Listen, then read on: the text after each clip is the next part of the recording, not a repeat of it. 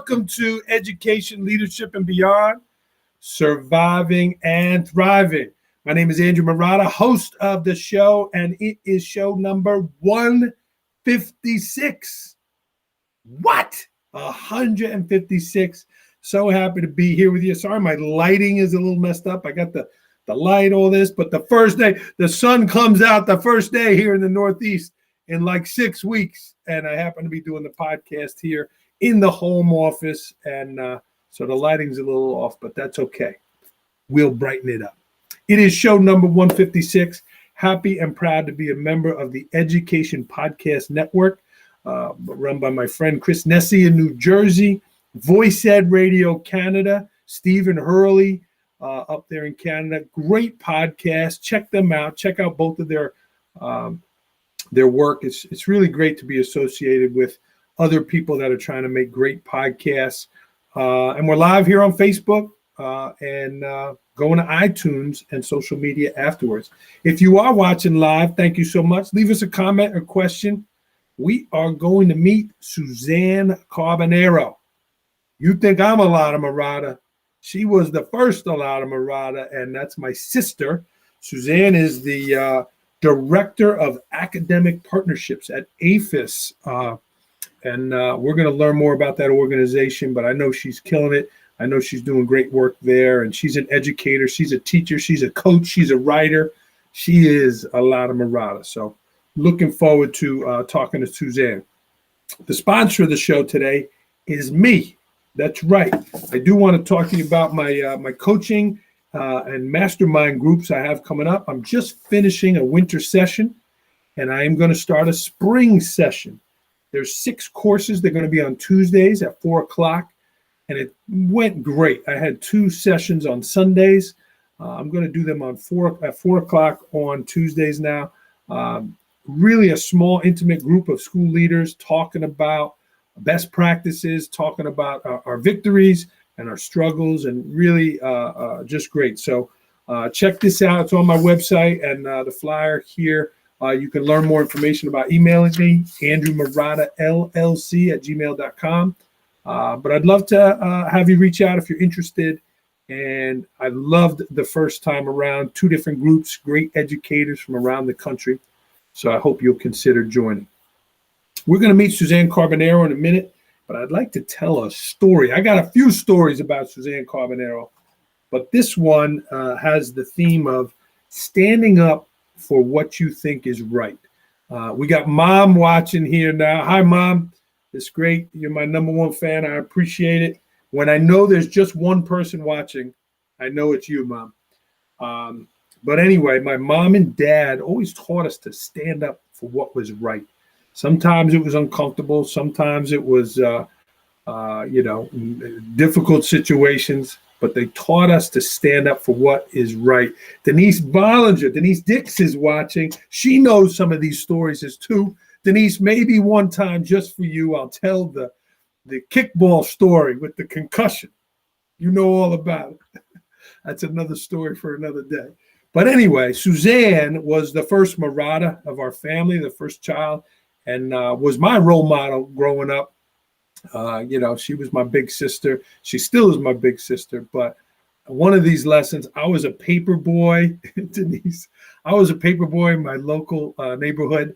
And, I wanted to do a good job. My parents, my mom and dad, Dory, thanks for watching, wanted to do a good job with the paper route. If the people wanted it in their mailbox, they put it in their mailbox. If they didn't mind it on the stoop, right, I did what they asked me to do. So one day I go on a Saturday to collect the money, right? You got to get the money. And the lady says, well, you're not getting a tip today because the paper was wet yesterday. And here I am, 12, 13. I'm like, oh, I'm sorry, I'm sorry. And I kind of, was upset, right? I didn't get a tip and just kind of like, oh, man, I screwed that up. And I came home and my sister Suzanne saw, something was on my face. Like, what's wrong? She said, what's wrong, Andrew? I said, well, this house yelled at me, paper was wet, yesterday. And she was like, the paper was wet yesterday? It was sunny all day. It was bright and sunny all day. How did the paper get wet? I'm like, I don't know, Suzanne. I didn't ask her. She's like, what do you mean you didn't ask her? And I said, she just yelled at me. And And she's like, and you just walked away? I said, yeah. She said, let's go. And she grabbed me by the arm, and she might have grabbed me by the ear. And she said, we're going back over there. I'm like, oh, no, Suzanne, no, I don't want to go. And again, I didn't want to confront something that was maybe wrong, right? I was a little afraid. And we went over there, and she knocked on the door and said, you owe my brother $250. And the person said, what are you talking about? She said, you owe my brother $250. You didn't give him a tip this week. And she's like, yeah, but the paper was wet. I told him that. She said, it didn't rain. It didn't rain yesterday, lady. And I see your sprinkler here going off that got your stoop wet. That's not his fault. That's your fault. Give him the tip. And the lady was like, oh, I didn't think about the sprinkler, blah, blah, blah, blah, blah. And she wound up giving me $2. And here that was how many years ago, Suzanne? Almost 35 years ago. And I remember that today, always advocating to stand up for what was right, do what is right.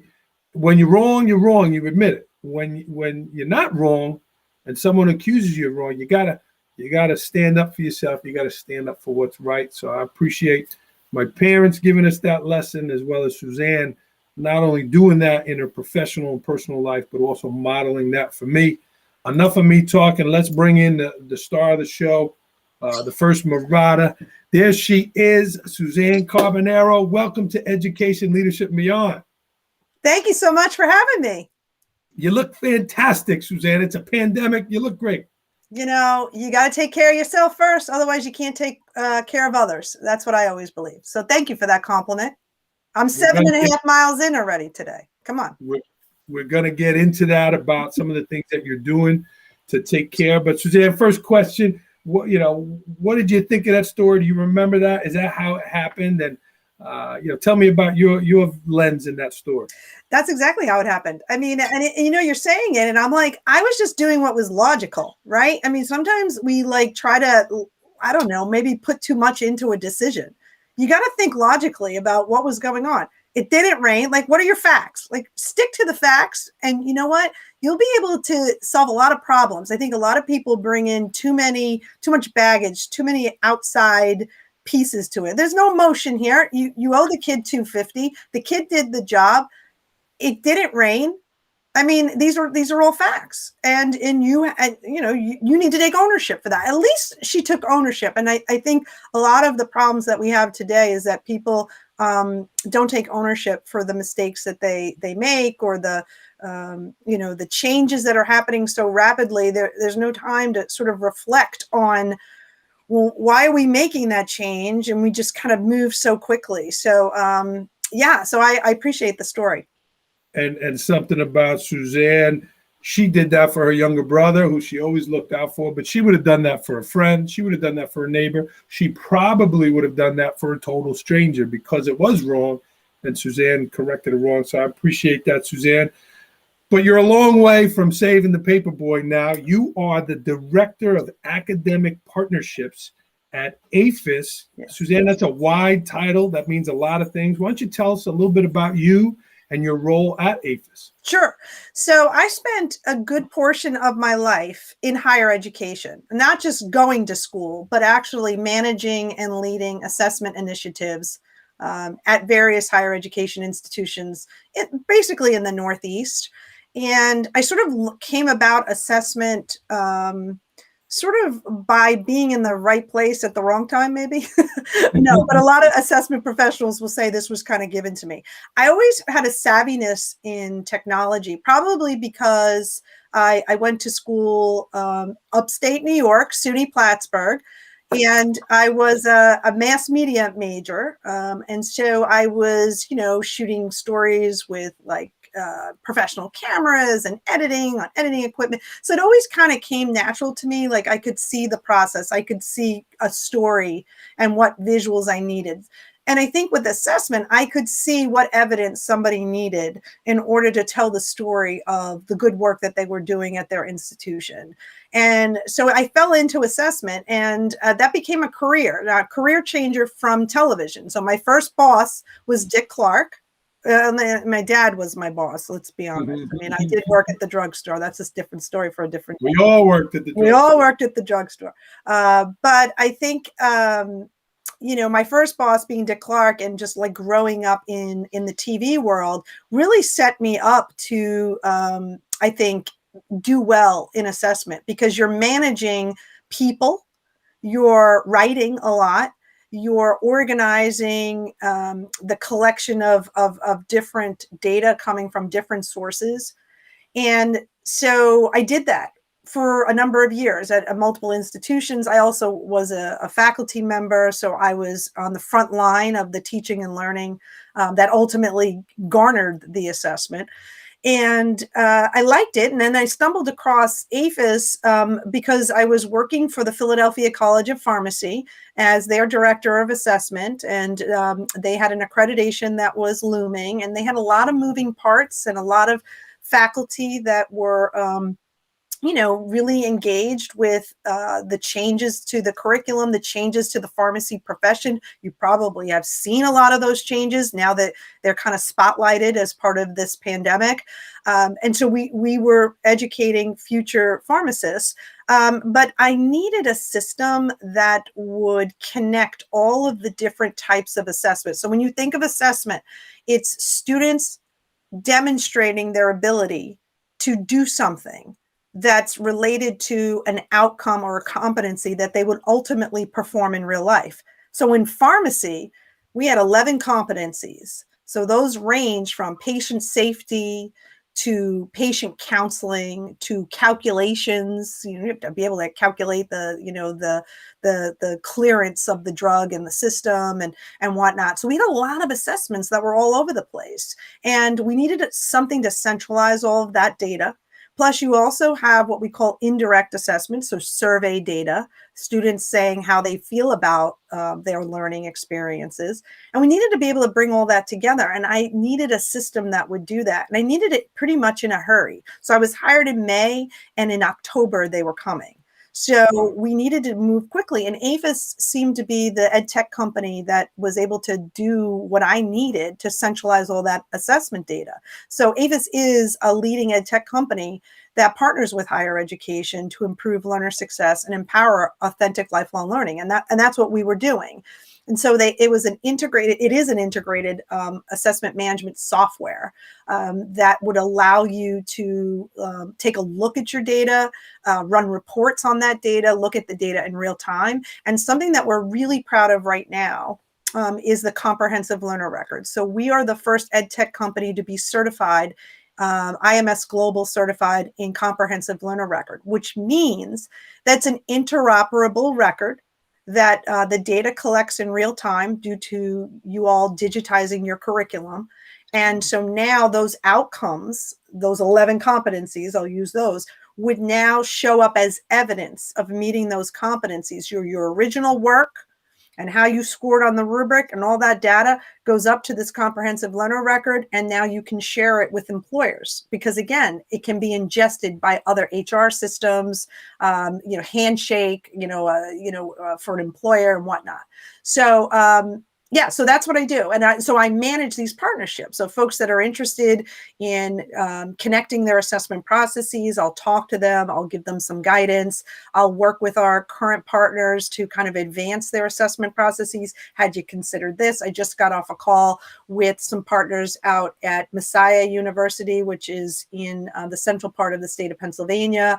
And we chatted about a presentation that we're giving on data collection and workflows, and actually getting stakeholders to contribute to the assessment processes and automating them in a system like AEFIS. So that's essentially what I do.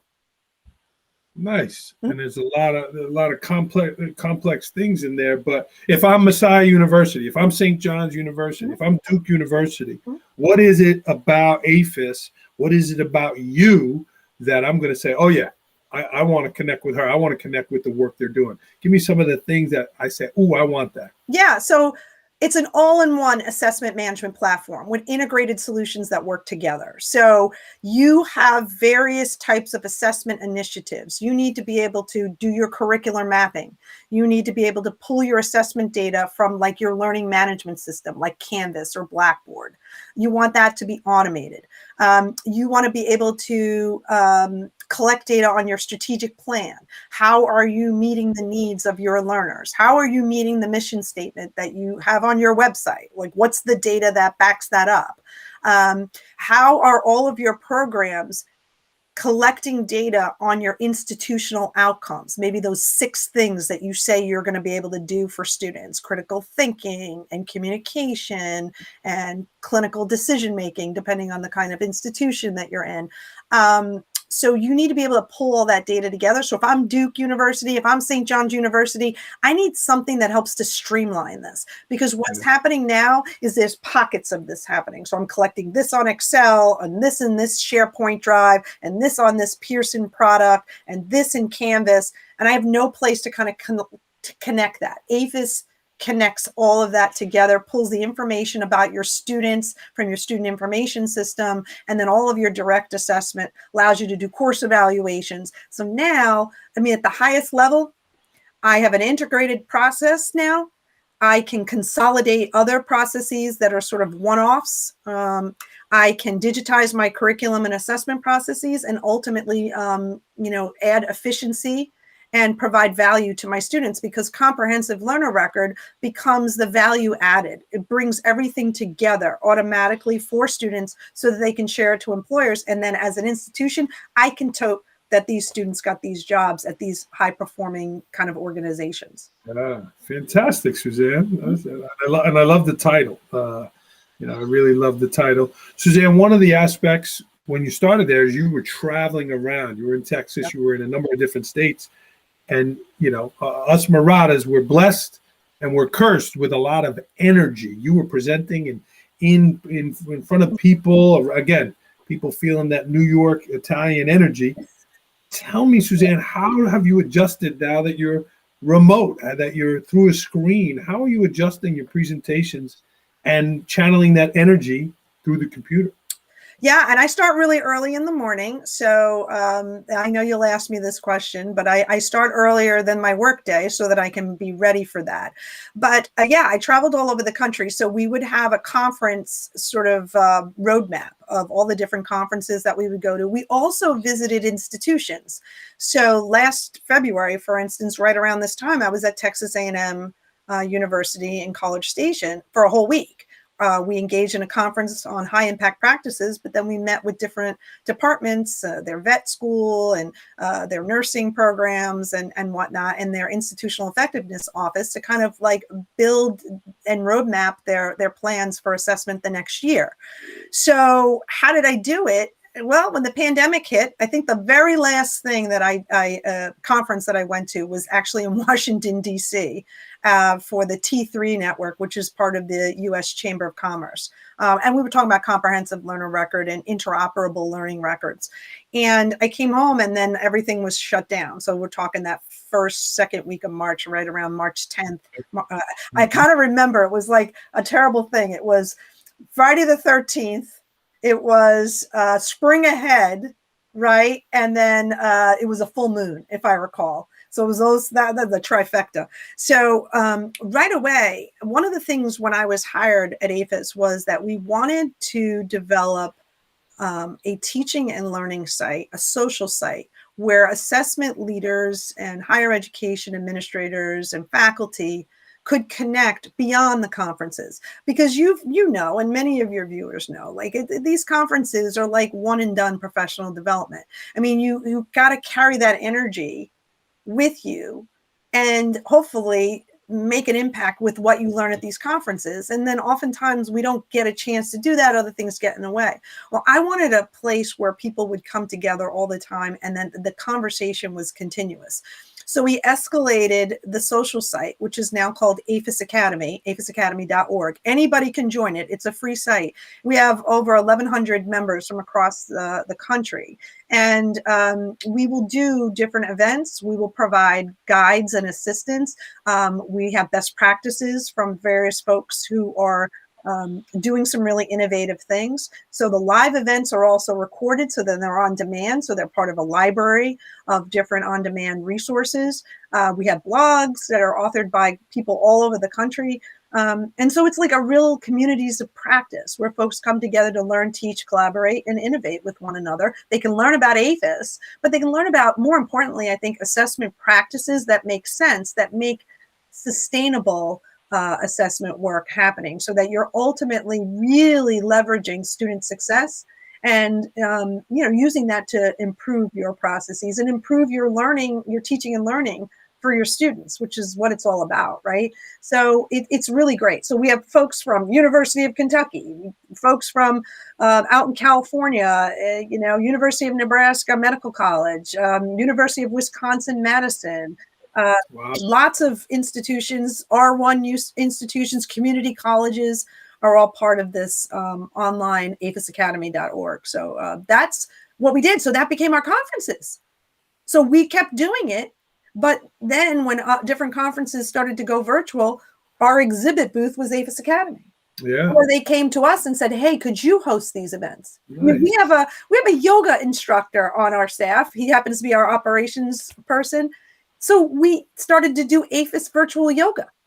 Why not? And so now we had yoga. Well, he's a yogi. Why not do it? So it was like we were doing some really neat things and really drawing off the talent of our staff. Nice. And it is a great site, and definitely check that out. You got some of your fans watching here. Maureen has joined us. Hello, Maureen, our other sister here. Suzanne, you mentioned about early morning, the running. You are a go-getter. You are a successful person. What would you say are a couple of go-tos for you of best practices for yourself? I told you how good you look here. You're clearly taking care of yourself. But what are some of your go-tos in terms of getting your rest, waking up early, that kind of stuff? Yeah, so I tend to wake up early because I want to get things started. And I do a lot of reflection at the end of the day, which helps to set up the next day. So I like to jot down notes. We use an internal communication channel called Slack. So I actually type Slack messages to myself so I remember what I want to do. And I try to set up my desk for success the next day. So I know what I'm going to be doing. I also like to manage my calendar. Everything is on my digital calendar, so I know.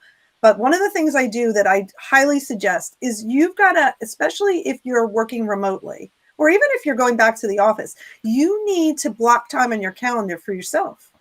So that means going for a walk to kind of step away, clearing your head. For me, it might mean going for a run first thing in the morning, knowing that I start early. I might start 8:30, and I go all day. I need to find a time that I can get in my runs because that makes me feel better.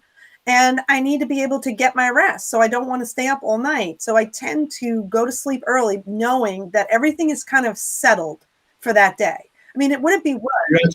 Do you put the running in the calendar? Yeah, It's in there. the running is in the calendar. The exercise is in the calendar. And I've gotten a lot of my other associates doing the same thing. So they're practicing the same thing. If you're not taking care of yourself, you can't take care of others. If you don't feel good about yourself, how could you feel good or have energy around others? So that's really important. And you know what? You got to get up and get dressed and wash your face and brush your hair. I mean, I see so many people on Zoom, they're like, I feel bad for them. Like, I want to help them. But you need to do those things, like because you need to be ready for success at all times. I've heard some other runners, they say, have the sneakers right there, have the shorts right there, out of bed right there, and then boom, off you go. Lay out your clothes the night before. I dress in layers, so I'm ready to go. So as soon as I'm off, I can go I went for a run at noon today. In the middle of the day, I didn't even need to eat lunch. I went for a run. I was gone for 20 minutes, came back, done. It was a beautiful day today, too. Finally, the sun came out. Mm-hmm. But another thing you did for you and your family, I was so happy to hear. We have a Ruby in our life, but you added a Rudy to your family. Maybe he's there. He's there. I'm trying to figure out. He's actually. Bring him up. Go get him. Oh, he's go get him. I shouldn't do that. He's asleep. Go get him. Rudy, come here. Come here, Rudy. Come on, Rudy. Come here. We want to see Rudy on the show. Grammy wants to see him. All right. So, all right, I'm getting him. That means I'm getting up from my seat. Yes, it's okay. Right. I'll fill the dead space. You can see my pants here. Here he is. Okay. He's coming in. Here he is. Yeah. This is Rudy. Rudy is about a 7-month-old Pomapoo, which is a Pomeranian and toy poodle mix. And he's named after Rudy Rudiker from Notre Dame because he, first of all, has got kind of like the golden color. But secondly, he's like a little guy that I think packs a powerful punch. He's a nice dog and a sweet dog. Yeah, he is cute. Yeah. So tell me, what was that decision, right? I mean, it changes your family. Changes your whole family. So my daughter went to school in August amidst this pandemic, right? James Madison University, a little shout out. Caitlin is at James Madison University in Harrisonburg, Virginia. We got to see the institution 2 weeks before the shutdown, thank God. So it was meant to be. And for those of you that have kids that are in middle school, maybe they're in elementary school, maybe they're now in high school and they're thinking about college. Let me tell you something. When your kid packs up, and you know what? I see Denise Dix there. When your kid packs up and goes to college and leaves your house, it is an emptiness like you will never feel.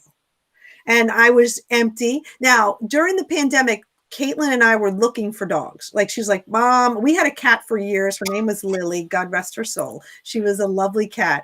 I think you called her Flutter or Flubber. Flubby was the name. Flubby, poor thing. She needed a tummy tuck, but she passed away from natural causes, and then we had nothing, and it was sort of sad. And Caitlin's like, well, this is the time to get the dog. And my sister and I had a very bad dog sort of situation in our early years. So neither one of us wanted anything to do with any sort of animals. So I was like, no, I don't know. And then finally I was like, yeah, I think I'm going to start really looking. So we started to look, and then we would miss out. And long story short, that week she goes and I get a text that this dog is available. And I'm like, I'm not telling anybody, because if that dog's not available, and then so I called them up. I said, I'm coming from New Jersey. Is this dog available? And they said, yes. And I said, all right, will you text me? Here's my number. If somebody comes and adopts this dog, it's going to take me 3 hours to get there. Please just have the common courtesy to tell me. And I got there, and you know me, I come in with a big entrance, right? And I said, hi. And oh, you're from New Jersey. I said, yeah. And they said, oh, here's the dog. And they handed me him. And that was just it. And that was I told Caitlin, she goes, oh, great. So you got a dog when I went away. And I said, well, the dog has got your soul in it. And I will tell you, when my daughter came home for Thanksgiving, that dog went running to my young lady like that was his long lost sister or cousin. And she's like, well, how did he know? I said, he knew. So beautiful. He's a beautiful dog. I look forward to him meeting Ruby, and they can be cousins there playing. Suzanne, I opened the show with a story about you, and there's a lot of stories I could share. And I recently learned of one that I didn't know, and you actually wrote it as an excerpt in my upcoming book here, called The Partnership. But you talked about overcoming a fear from when you were younger. Can you tell that story a little bit and what that meant to you about overcoming struggles and fears later on in your life? Yeah, you don't know when you're 7 years old that you're like going through a situation, a learning experience, a teachable moment that you're going to be able to draw from. You're just going through something, right? And so when I was 7, my sister and I had not, and I guess my brother, you maybe were just about born, maybe not quite yet. Our other brother was born, and I was invited to a ritzy person's house. I'll leave it that way. With Toad Hill, baby, in an in-ground pool, and I didn't know anything about swimming. We never seen an in-ground. We never seen an in-ground pool. We didn't know what the heck that was. I mean, we had, we lived a very simple life. We went to the beach, but it wasn't like anything special. Anyway, I go in the pool like I can swim. Well, I can't swim. And so I actually was under the water, and I remember what that felt like not being able to breathe, being under the water, not being able to do anything. You were just sinking to the bottom of the pool. Mm. And instead of my parents letting me run away from that, I mean, sure, they, brought me to like someone to talk to, a counselor, whatever. They kept saying, you're going to another party. We did go to Lakewood, and I didn't go in that water, Denise, for quite some time because I was afraid. But they would make me go to pool parties, and I would sit there in a chair and not go in the water. But it was devastating. Like, I didn't want to even go. And then I remember going to the beach one summer, and I started to feel a little bit better. And then my mother and father enrolled all of us. Mr. Simon, I don't know if he's still alive. He was an Olympic swimmer, and he taught us all to swim. And I fell in love with swimming, and I conquered that fear. And I mean, to this day, I can swim. I'm in the ocean. Lions Pool swimming lessons in Tompkinsville, New York, Staten Island. Yep. And we all went, but we learned how to swim. And I'll tell you what, that transferred to my kids learning how to swim at a very young age. I won't tolerate somebody that doesn't know how to swim, because I don't want them to have that fear. I don't want them to go in that kind of situation. And when my kids go in the ocean, they go in the ocean far. When they were little, and the lifeguards were going in the water to get them, but they were never afraid because they could swim. Sure. Yeah. And our parents taught us to overcome a lot, and you certainly have come a long way from there. Suzanne, we're running out of time. We could do a marathon of a show together. Yeah. But I wanted to ask you about one more passion before we get to the rapid fire, sure. And that's baseball, right? Yeah. You write for the Bleeding Yankee Blue blog. Check her out there, the Bleeding Yankee Blue blog. Suzanne, this show is about leadership. The show is about family. The show is about so many things. Give me some of the leadership points that come from the game of baseball that you think are important that us leaders could use, that you take away from baseball. Yeah. I mean, I think one of the first things that you need to do as a manager or as a leader is you need to respect the people that you're working with, and you need to build a trust with them. And that doesn't happen overnight. So you've got to be out there doing the work with them. You've got to be, if you're going to say you're going to do these drills, you need to be out there with them. You need to be doing the drills too. And as a leader in my own company, I don't assign things to the people that work for me that I'm not doing myself. So we're all in it together. The other thing is you need to give people opportunities to make mistakes and redeem themselves because they've put in the work. They are now performing at a higher level. I see that with the Yankees all the time, quite frankly. They giving Gary Sanchez probably way too many chances in my book, if you read my blog. But at the end of the day, there's a trust and they believe in that person. So I think you've got to be able to communicate and build that camaraderie with folks. You've got to be able to earn the trust. Trust is something that we earn and don't take for granted.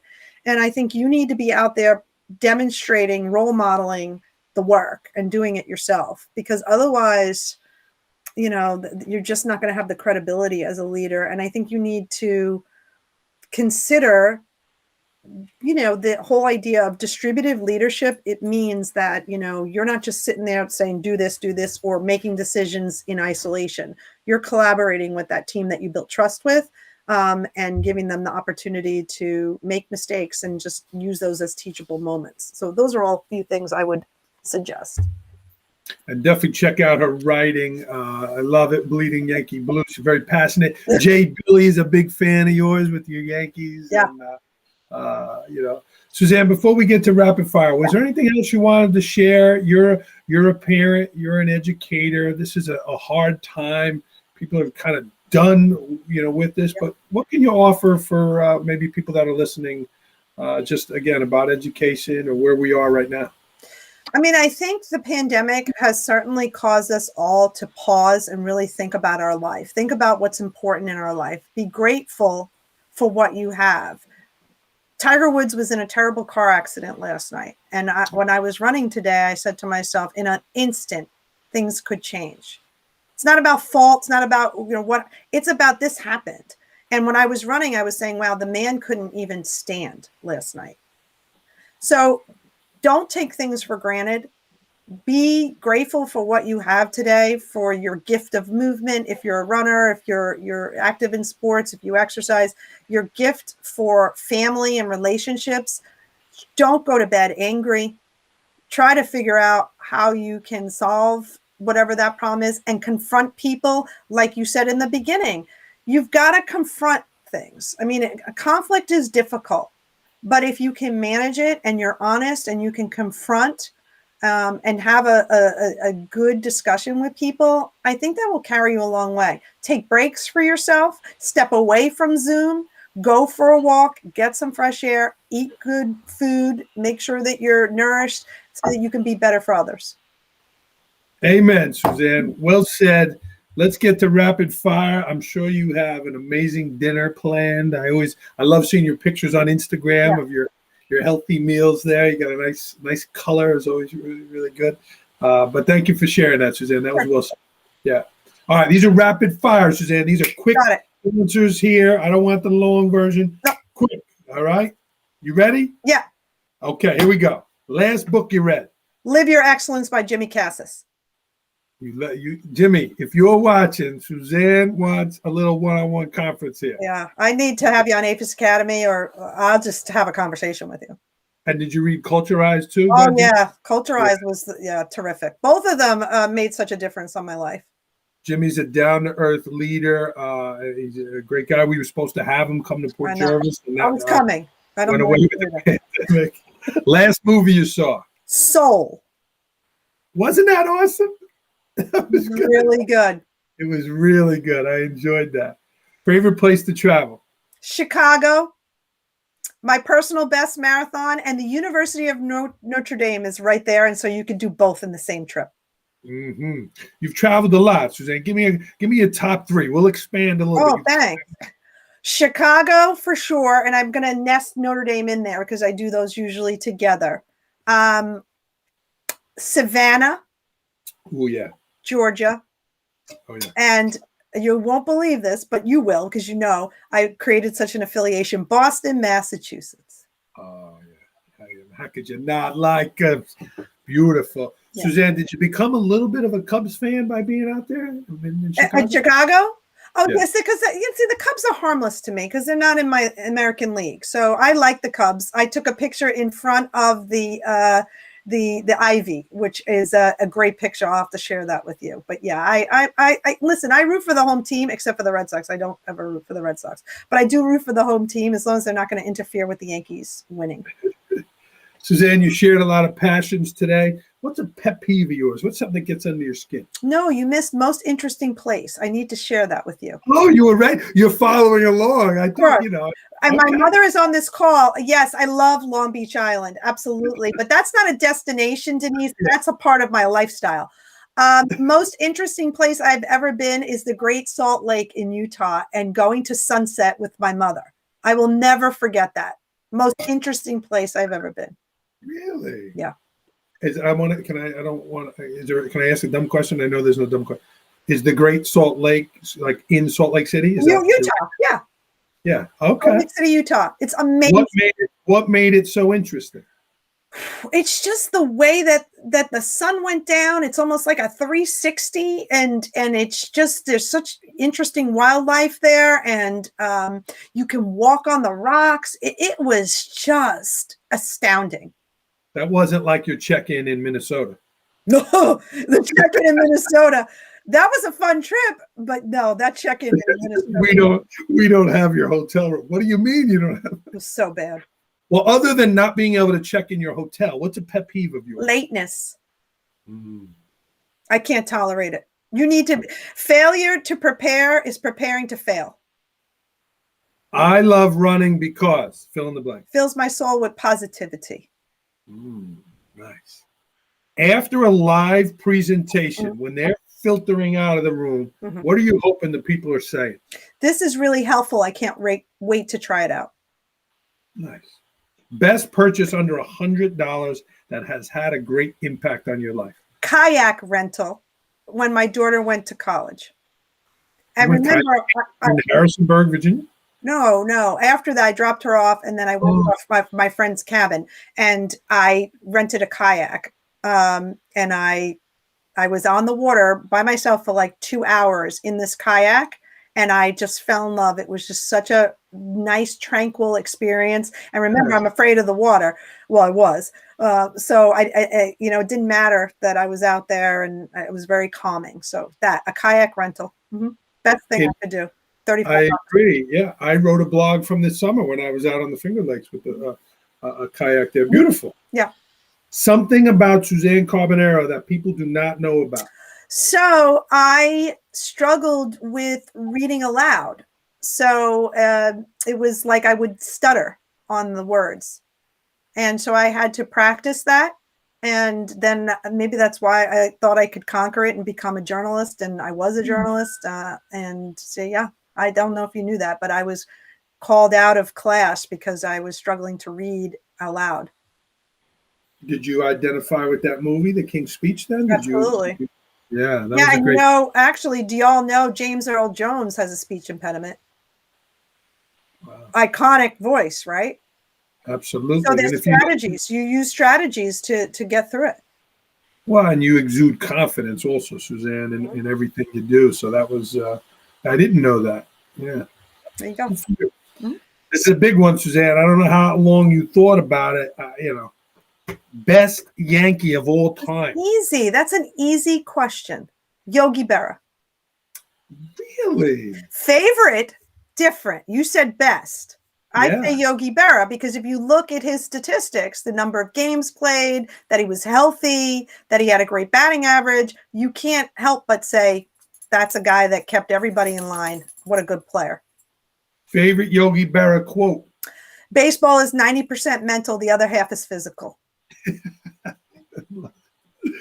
The best leadership lesson from the drugstore. You mentioned the drugstore earlier. Oh. Your father owned a drugstore. This was not in the question list. That's okay. Leadership lesson from the drugstore. Don't spend all your money on lotto. Yes. There were people that couldn't pay their bills, but they were paying $50, $60 on lotto. 1, 2, 5. I remember Daddy trying to talk him out of it too. Stop wasting your money. Stop. It's a waste of money. Yeah. I don't ever chip in those pools where people say, oh, let's chip in, let's buy those. I don't ever do it. I watch the same thing. Interesting. Yeah. Mine is like, be kind to people. Like Daddy, there were so many people that came in there that, how much stuff he gave away and just how many people were rude and just, about being kind to people who walks through the door. Yeah, he would say they need it more than me. That's true. Alex Trebek means to you. Well, can I how much time? I got to tell you a very funny thing. For Alex Trebek, go ahead. Alex Trebek, he's a generational gentleman. Okay. He is somebody that everybody can relate to. My nephew, James, who's like 1.5, I think. Yeah. 2, maybe now 2. I'm 52. So he's 2. We're born in November. But anyway, 2. Could relate to Alex Trebek. My son, who's 23, can relate to Alex Trebek, and every night my mother and I watch it virtually. So generational gentleman. But funny story, Plattsburgh, New York, Jeopardy's in syndication, so you can go to a different state and watch it at a different time. We watch it in New York at 7, but you could go somewhere else in Plattsburgh and be on at 5:30, which it was on at 5:30 when I was a freshman at Plattsburgh State. So I wanted my father to feel like he was getting a good investment and a good return on his investment for the college dollars that I used to watch it. Now they would go to the dining hall and be like, no. I just need to watch from 5:55 to 6. That's it. Then I'll go to and so I would go 5:55. I would watch it, get the answer to Final Jeopardy, and then call at 7:25 with the answer. And he had no idea. I let this go on for like 2-3 weeks. And then I finally, the guilt will always get to me. The guilt. I said, Dad, it's in syndication. Do you know what that means? I'm learning this in school. Let me explain it to you. And isn't that funny? Oh, it's so funny. I didn't either. It was like the hardest questions. I'd be like, oh yeah, Luxembourg. Yeah. Easy, Dad. We're studying that. That's a funny story. Yeah. Dory's living. Yeah. Yeah, she knows. Suzanne, best COVID advice that you would give to others and that you live yourself. Yeah, balance. You really need to take care of, and you heard me say it several times, take care of you so you can take care of others. So that means you need to have good work-life balance, and you really need to add that structure. So if you're going to go running, like, you need to commit to it, put it in writing, put it on your calendar, and don't let people infiltrate your personal time. That's your time. Awesome. Suzanne, you shared a great quote from Yogi. What's a quote you can end us here with? This is the best one. You ready? So I'm reading her book now, or she's got several books out. Brene Brown, big fan. If you're not in the arena also getting your ass kicked, I am not interested in your feedback. I heard her say that on the Netflix special. Right? We worry too much about other people's opinion. If you're not out there getting your butt kicked with me, keep quiet. Yeah, I agree. Suzanne, you did a great job. How can people reach out to you? How can they find you? I know you're very active on Twitter. How can they reach out? Yeah, so I'm at Susie Prof. I think you had it up there. You can see it going across the screen now. So feel free to connect with me on Twitter, LinkedIn. You can also find me on LinkedIn, Facebook, if that's where you are now. You can friend me. I tend to, but my professional, it would be definitely get me at Susie Prof. Join AEFISacademy.org, and I can connect with you there, especially if you're looking for some best practices, skills. You're working on skills recognition with upskilling your, you work with a lot of CTE programs, Korean Technical, so there's a lot to be said about skills recognition and those kinds of skills record that are interoperable. Happy to talk to you about how you can kind of bring comprehensive learner record to your institution. So at Susie Prof, or, find me on AEFISacademy.org. Suzanne Carbonaro, everyone. Suzanne, you did a great job as usual. This is your second time around. One more shout out from my mastermind coaching groups. They're starting up in April. I hope you can come join me. I'm at Andrew Murata 21 on Twitter. This was show number 156. We are going to sign off here. Suzanne, stay on the line. Thank you so much, everybody, for tuning in. Thank you, Denise, Maureen, Dory, for watching. Here we go.